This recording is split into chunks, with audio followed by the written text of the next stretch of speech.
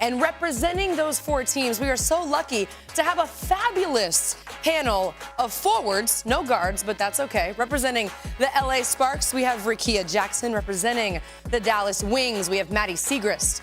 Here from Washington, we have Aaliyah Edwards. And here from Chicago, we have Angel Reese, along with Bethany Donovan, who is going to give us the picks as the head of league operations. Now, if you're not familiar with the process, here's the breakdown. 4 lottery balls are drawn, created a 4-digit combination. 1,000 combinations are assigned to each of the 4 non-playoff teams from this past season based on each team's cumulative record over the past 2 seasons. The Sparks have 442 combinations, the most of any team. They cannot drop lower than the 3rd pick. The Wings and Sky both have 227 chances for the #1 pick. Dallas acquired the right to swap its pick for Chicago, which gives Dallas the highest chance of landing the top overall pick if you combine the 2 teams' chances. The team that gets the combination gets the pick. Again, here is a look at our phenomenal reps. They are ready, and so are we. Welcome into the studio. I'm Andrea Carter. With me, we have the Hall of Famer, Carolyn Peck. CP, you have been a part of this league in a multitude of positions, from a GM to a coach. When it comes to securing the #1 overall pick, how important is that? Well, let's ask the Indiana Fever, because when you look at the #1 pick they got last season in Caitlin Clark, look, she led the league in assists, 8.4 assists per game. She was #7 in scoring, and she also was deadly from the three-point line, set a record, hit 122 threes. So when you want to say how important is that #1 pick, well, Caitlin Clark got the Indiana Fever in the playoffs for the first time since 2016. And as we take a look at the last 5 #1 overall picks, you see Caitlin Clark and Aaliyah Boston combining, like you said, to get the Indiana Fever back on track. But CP, when you look at this entire list, we talk about getting the first overall pick, but how important is choosing the right player in that spot? Yes, you have to get a player that is ready to come in. When you look at Collier, she is no longer in the league, but the other 4 still are. You've got to get a player that you know can make an impact to your team, and there's plenty to choose from in this season's draft. Well, CP, we already noted our fabulous panel here of all forwards. It's fine. I'm not bitter about it. I might be bitter about it because that's the 2nd time that I've said it, but that's okay. We have talked about being the right fit, and all 4 of you have been the right fit for your teams. You're all off to phenomenal starts to your career. But we've got to introduce you all, in case anyone's been hiding under a rock, starting with Rickea Jackson, the 4th overall pick in the 2024 WNBA draft. Started all but 5 games as a rookie, averaged 13 points per game. Rickea, hey girl, how you feeling? Hey, I'm feeling great. Feeling lucky for the #1 overall pick, or what's the vibe? Of course. Yeah. Now, you and I were talking about your season, and you really hit your stride towards the end of the season. Averaged 16 points per game in August and September. But you said it was a season of ups and downs. How did you navigate the ups and downs of your rookie year? I feel like just being a sponge. I was so grateful to have the coaches and the teammates that I had each and every day. They continued to push me. They stayed on me, but I was a rookie, you know, Cam and I, and unfortunately she went down, but just having that support system that I had to keep pushing each and every day, it meant a lot. Well, I know you, Cam, and the rest of the Sparks would potentially be a great support system for the #1 overall pick, but for any of the picks that are coming your way. Next, we're going to introduce everyone to Maddy Siegrist from the Dallas Wings. And if you do not know, Maddy Siegrist was the 3rd overall pick of the 2023 draft, shot over 50% from the field in her first 2 seasons, and nearly tripled her minutes per game and points per game from her rookie season to her sophomore season. Maddy, welcome. How you feeling? I'm feeling good. Thanks for having me. You good? You got the trench coat ready, so you mean business. Now, you have had a loaded offseason. You're director of player development at Villanova, where your legacy will forever live on. You got engaged. Can we have a moment? Yes. Y'all see this? Yeah. This is actual goals. Okay, we'll get there. We'll get there. You got engaged, so now you're wedding planning, and you're planning on starting a family with your new future husband. And you're also training. You're going to play in AU, and you're getting ready for your next season. What does life look like with all of this on your plate?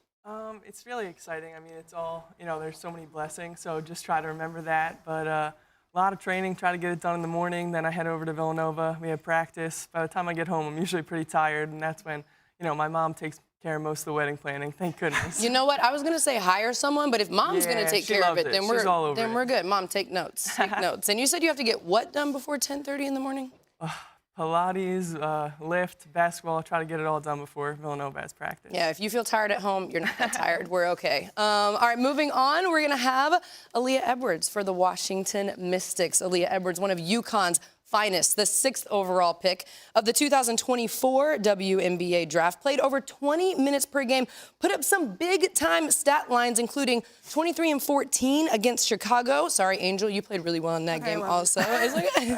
But not only your rookie season, Aaliyah, when we talk about things that you had to deal with, right? Your rookie season is hard enough, and you had a phenomenal year, but it was also your second campaign with Team Canada in the Olympics. How was it for you going to play in Paris in the middle of your first season in the WNBA? Oh my gosh, I was just truly blessed for the opportunity to represent my country again. But to have such a historic year for me, you know, rookie year in the W, but also representing Canada on the biggest stage, I was just truly blessed. But also my two teammates, they represented Australia and Belgium as well. So I had people I can lean on during that month where we were still playing and then had to come back and, you know, try to play for a playoff berth. So it was a lot of basketball, but that's what we're in it for. You know, we were talking about a lot of the players that had to go play in the Olympics and they didn't really get that rest time that benefited everyone else. How did you push through when you were fatigued to start that second half of the season? I took those moments when I need to kick my feet up and rest, and I did, and I was able to bounce back up there on the court. So. Well, you did a phenomenal job, set a great example for the potential #1 overall pick. And our final representative here from the Chicago Sky, if you do not know, I don't know what you've been doing, but it is Angel Reese. And Angel Reese was the 7th overall pick in the 2024 draft, averaged 13 points, 13 rebounds, en route to the greatest rebounding season that this league has ever seen. She broke league records in multiple categories. Angel, how you doing? How you feeling? I'm good. How are you? I'm fantastic. You ready for the #1 pick? Unfortunately, we have to give it to Dallas, but I'm going for 2 or 3. There we go. 2 or 3 would work. And Angel, it's no secret you were the topic of multiple conversations all season long. How did you navigate all the noise with the historic season that you had? Yeah, having a great support system. Chicago did a great job supporting me, having great coaches and teammates. So I was lucky. I was blessed. Being able to have great rookies, they made it easy also because I knew this league was super talented, and I think we did a good job leading the way, so I'm excited. You absolutely did a great job leading the way. And all Chicago, new head coach Tyler Marsh has talked about the young talent in Chicago with the potential lottery pick. As we bring it back to the desk, CP, we don't know the picks just yet. We know Chicago can't get #1, but there's still a multitude of orders that this could go. But we do know the top prospects. Who's at the top of your list when it comes to that #1 pick? Well, I think the top prospect is Paige Bueckers. When you look at not only what she did last season, when UConn only had 6 available players, 60% from the floor, she's also leading this team. She is a big guard that can score in a number of different ways, but you also see Paige Bueckers mixing it up inside in the paint, getting on the glass as well. And everyone talks about Paige Bueckers when it comes to her efficiency, and she is putting up monstrous numbers, over 60% from the field so far this season. Now, Paige from the guard spot, what if a team's looking for a post player? Who do you have? Okay, mark my word. Let me write it down.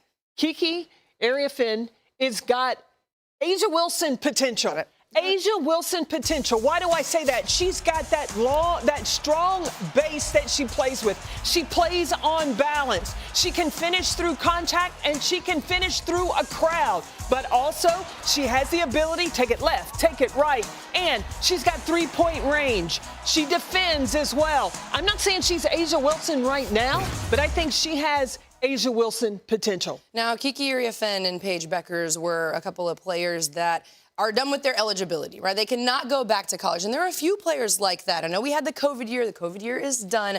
So when it comes to players that have to go into the league, they do not have another option to go back to college, who are you looking at? Well, a player that I'm looking at was a former teammate of Angel Reese, and that's Anissa Morrow. Now, one of the things that is of high value in the WNBA, ask Angel Reese, it is all about rebounding. And Anissa Morrow commends the basketball when it's coming off the glass. But she also has the ability to create her shot. Remember, she started her career at DePaul. So this is a player also that has the ability to stretch the defense. She can score from the perimeter, and I love Anissa Morrow's motor. Yeah, when I think about a player that has exhausted her eligibility, one that I have my eye on, and it's a team we'll have our eye on all season long, is Notre Dame and Sonia Citron. And Sonia Citron, a 6'1" player. She can play on the inside, she can play on the outside. She is the team's best defender when it comes to versatility because she can defend guards and she can defend bigs. She is efficient, averaged 17 points per game on 46% from the field last season, a very high IQ. And we've seen the importance of versatility in this league. Yeah, versatility is definitely it. But I also think that in this draft, there are a lot of great guards. You know, we have Georgia Amore, who transferred from Virginia Tech and is now at the University of Kentucky playing for Kenny Brooks. This is a player who averaged almost 17 points a game, almost 7 assists a game. She may have an Australian accent, but she is a tremendous leader. She commands the attention of the players that are on the floor. And, Dre, I know you love that step back that Amore has. It is nasty, and I think that it will really transition from college to the WNBA. Yeah, we heard Sue Bird talk about after the WNBA Finals the importance of having a traditional point guard on the floor. There are so many players that we could continue to get to, but we've got to get to the picks as well. And we also have to get to, there are a few players that could go back to college but could also enter the draft. Who are you looking at? Well, I'm looking at Olivia Miles. Looks to me like she is WNBA ready. It was a question mark coming into the season, her health. Well, she looks like she is strong. We have yet to see AZ Fudd and Lauren Betts at UCLA at 6'7". She is eligible to come out in this draft. Do they stay? Do they go? AZ Fudd, we are so looking forward to seeing you back out on the floor. And we are also looking forward to finding out the lottery order.